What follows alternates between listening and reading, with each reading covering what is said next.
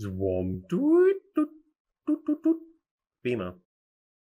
Hey everyone, and welcome to another BMO Creative crypto video. So, this one is about the Downey Booger.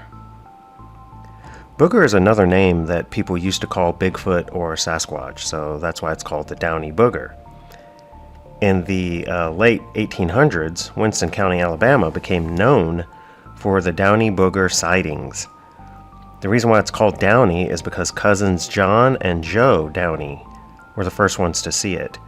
See, they were riding home late from a dance party when they first saw the booger. They reported to their parents, of course, who didn't believe them because they had arrived home late. But what they reported is that they were just talking and riding their horses. They were talking about the events of the evening when suddenly a strange-looking creature bearing both the resemblance of a human and an animal leaped out in front of them. Their horses reared up, snorting madly, almost throwing them from their saddles, then whirled around and took off in a wild stampede in the opposite direction, and they had to use every ounce of their strength they could muster to finally manage to halt the horses. They turned around again and started towards home in that same direction where the creature was standing, and as they approached the sand bed where the creature had appeared, the horses came to an abrupt stop. The story now says that they gouged them in the side and beat them with the bridles, but they could not budge the horses even an inch. So finally they turned around and rode another way, remembering a longer route that they could take. The sun had come up by the time the boys arrived home.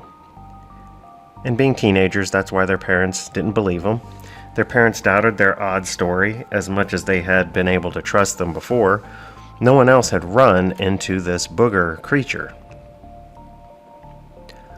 So one night a few months later, a guy by the name of Jim Jackson loaded his 2-mule wagon with moonshine and headed for the commissary in a mining town miles from home. The manager of the commissary would sell it secretly to miners for a huge profit. He was going along, hearing nothing but the melancholy whine of the wind in the pine branches when he sensed he was being followed. Glancing over his right shoulder, his eyes fell upon a creature waltzing on 2 feet behind his wagon. He froze. His first impulse was to try to outrun it, but he decided against that because his 2 mules, Pet and Hattie, were not runners. So he took his revolver, aimed, and fired twice. It screamed like a woman in distress, went down onto 3 legs, and ran away. The news spread quickly. Jim Jackson had shot the Downey Booger. A posse was formed. They combed the forest, only finding traces of blood leading from the sand bed to a distant cliff, and they just assumed that whatever it was fell off of the cliff and died down there, but they never looked. So those are the 2 main stories. There was a story of a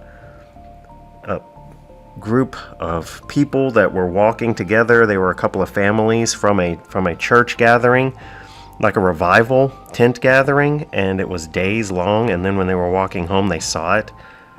There were several other stories, but I've done my homework on this, of course, and in my research I found that the Native American tribe that used to live in the area where the Downey Booger was seen were the Chickasaw. And their name for this giant hairy tribe was the Lofa, which means to skin, because they were known to kidnap people, kill them, and skin them. The Lofa were also known as the Holpa Lokta Tolpas, which means hairy-speaking beings.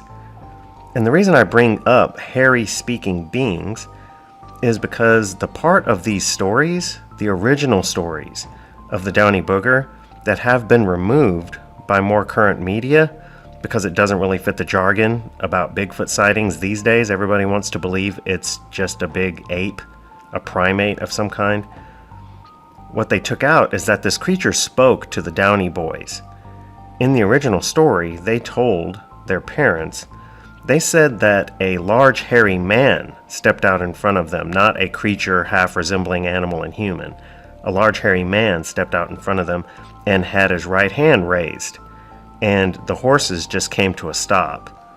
And the man told the boys that they were trespassing at this late hour, and the boys tried to ride past him, and the giant hairy man just stood there, but the horses would not go past him. And so they decided to turn and go around the long way home. The moonshiner also had his story changed. He said originally that he heard singing behind him because he was humming a song while he was riding along on his wagon, and he looks back and he saw a large hairy woman following behind his wagon singing the same song that he was humming, and he got scared and pulled his pistol and shot it. There was no hesitation, and that's why I decided to draw the female holding her arm there. So anyway, that's the original stories that I could find, the oldest versions of the stories. So it's amazing how these stories change to make the Bigfoot seem more like a animal than a person. But the stories always change to fit the modern consumption of media. So what do you think of the Downey Booger? Leave a comment below. Anyway, that is going to do it for this one. Thanks so much for watching. Please leave a like and subscribe to BMO Creative for more crypto videos. Thanks so much. Bye.